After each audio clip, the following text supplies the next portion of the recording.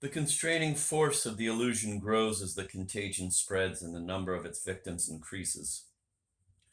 The initial madness grows, ripens, flowers, and is reflected in the eyes of everyone. Everyone bears witness to it. Its consequences are so spectacular that its imaginary germ is buried forever. All values are caught up in this whirlwind. Models and copies multiply more and more quickly around the bourgeois who lives nonetheless in the eternal.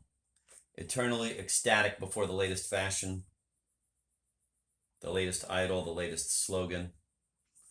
Ideas and men, systems and formulas follow one another in an ever more barren round. They are the air and stuffing which Altisidora's diabolic players hit back and forth to one another.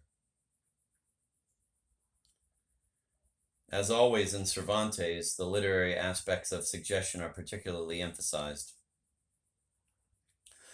At every strike of the racket, the number of old and new books grew astonishingly. There is a gradual transition from chivalric novels to serial romances, to the modern forms of collective suggestion which become increasingly abundant and obsessive. Thus, the most skillful advertising does not try to convince that a product is superior, but that it is desired by others. Triangular structure penetrates the most petty details of daily existence. As we sink deeper into the hell of reciprocal mediation, the process described by Cervantes becomes more universal, more ridiculous, and more catastrophic.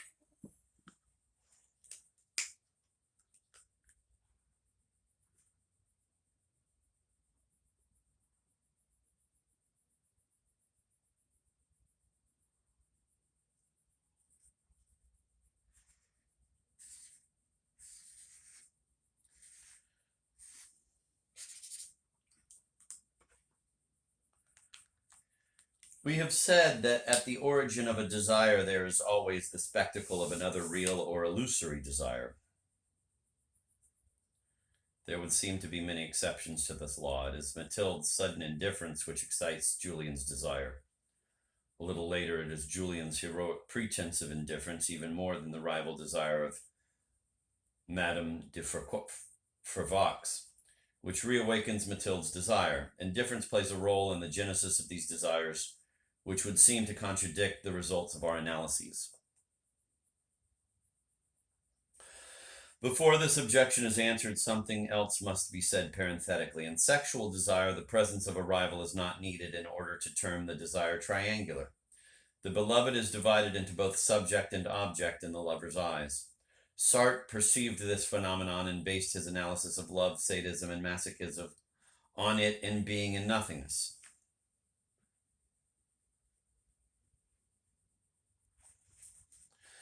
This division produces a triangle whose three corners are occupied by the lover, the beloved, and the body of this beloved.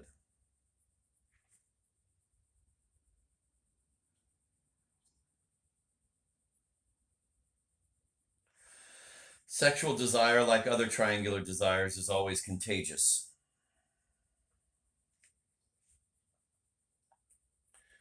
To speak of contagion is inevitably to speak of a second desire which is fixed on the same object as the original desire. To imitate one's lover's desire is to desire oneself, thanks to that lover's desire. This particular form of double mediation is called, quote, coquetry, end of quote.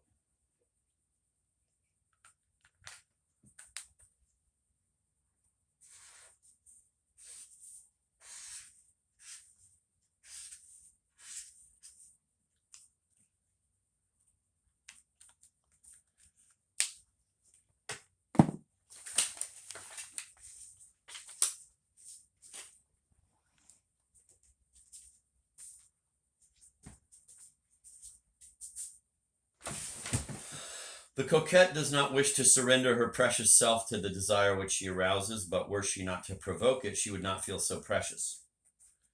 The favor she finds in her own eyes is based exclusively on the favor with which she is regarded by others.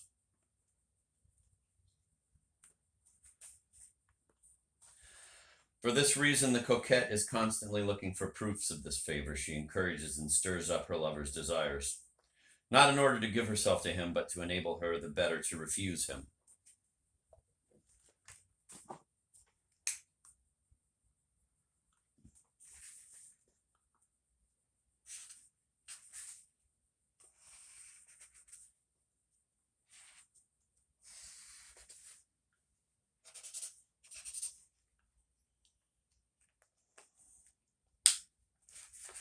The coquette's indifference toward her lover's sufferings is not feigned, but it has nothing to do with ordinary indifference.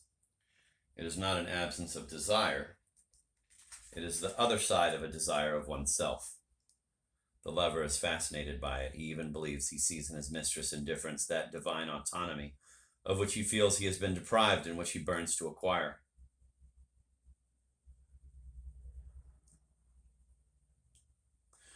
This is why desire is stimulated by coquetry, and in its turn, desire feeds coquetry. Thus, we have a vicious circle of double mediation.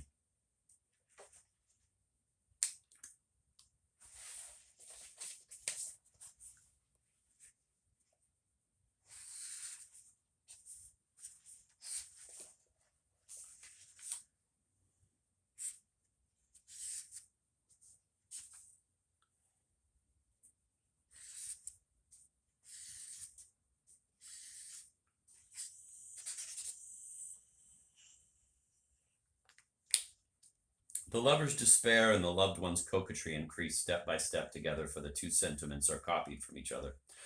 It is the same desire growing ever more intense which circulates between the two partners. If the lovers are never in accord, it is not because they are too different, as common sense and sentimental novels assert, but because they are too alike, because each is a copy of the other. But the more they grow alike, the more different they imagine themselves.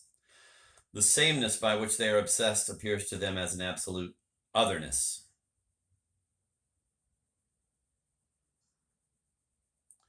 Double mediation secures an opposition as radical as it is meaningless, a line by line and point by point opposition of two symmetrical and opposite figures.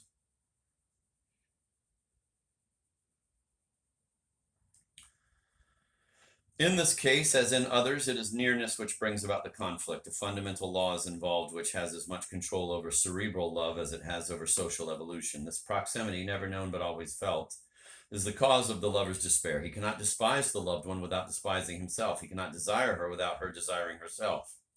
Like Alceste, he sinks into misanthropy. Moreover, coquetry is a very unstable mediation, skin deep and constantly in need of being renewed by fresh desires. It belongs to the upper regions of internal mediation. As the mediator approaches the desiring subject, coquetry disappears. The loved woman does not succumb to her lover's contagion. She devotes herself to a secret disdain, which is too intense for the lover's desire to be able to counterbalance. Thus, desire, instead of raising the woman in her own eyes, lessens the lover in her opinion. The lover is relegated to the realm of the banal, the insipid, and the sordid, where dwell objects who let themselves be possessed. We may now close the parenthesis and answer the objection we outlined before. In the universe of internal mediation, indifference is never simply neutral. It is never pure absence of desire. To the observer, it always appears as the exterior aspect of a desire of oneself, and it is this supposed desire which is imitated. Far from contradicting the laws of metaphysical desire, the dialectic of indifference confirms them. The indifferent person always seems to possess that radiant self-mastery which we all seek. He seems to live in a closed circuit, enjoying his own being in a state of happiness which nothing can disturb. He is God. When he feigns indifference to Mathilde and arouses Madame de Fourbach's desire, Julian is offering not one but two desires for the girl to imitate. He is trying to multiply the chances of contagion. This is the dandy Korasoff's Russian strategy, but it was no invention of Korasoff's. M. Sorel, the father, has already combined the two recipes in his negotiations with Monsieur de Renal. In the latter's presence, he pretends an indifference which accentuates his vague allusions to other more advantageous offers. There is no difference of structure between the peasant's wiles and the refinements of cerebral love.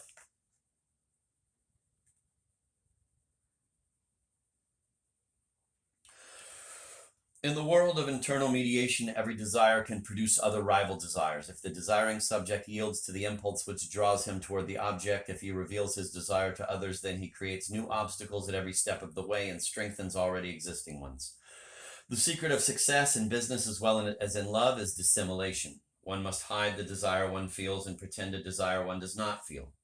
One must lie. It is always by lying that Stendhal's characters achieve what they want, at least as long as they are not dealing with a passionate being. But passionate beings are extremely rare in the post-revolutionary universe.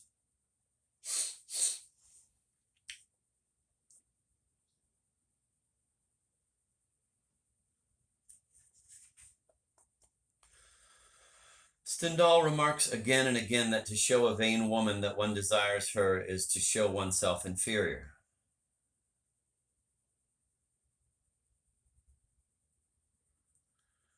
This means exposing oneself to endless desiring without ever arousing desire.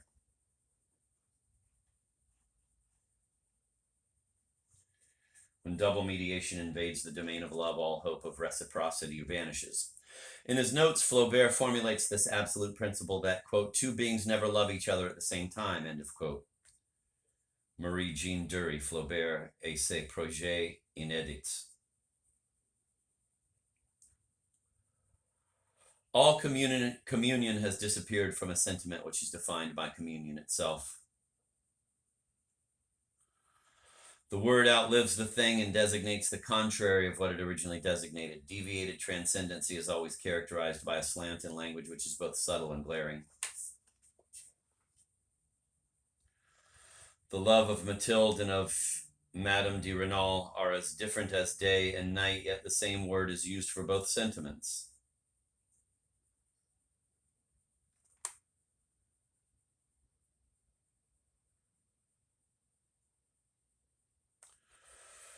Romantic passion is thus exactly the reverse of what it pretends to be. It is not abandonment to the other, but an implacable war waged by two rival vanities. The egotistical love of Tristan and Isolde, the first of the romantic heroes, heralds a future of discord. Denis de Rougemont analyzes the myth with great precision and arrives at the truth hidden by the poet, the truth seen by the novelists. Tristan and Isolde love each other, but each loves the other from the standpoint of self and not from the other's standpoint. Their unhappiness thus originates in a false reciprocity, which disguises a twin narcissism. So much is this so that at times there pierces through their excessive passion a kind of hatred of the beloved.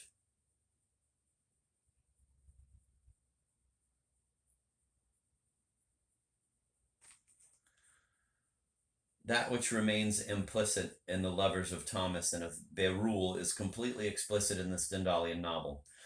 Like two dancers obeying the baton of an invisible conductor, the two partners observe a perfect symmetry. The mechanism of their desire is identical. By feigning indifference, Julian is winding up a spring in Mathilde, which is like his own spring to which the young girl holds the key. Double mediation transforms amorous relationships into a struggle which proceeds according to set rules. Victory belongs to the lover who can best maintain his lie. Revealing one's desire is an error which is only the more inexcusable for the fact that one is no longer tempted to make it once one's partner has revealed his own desire.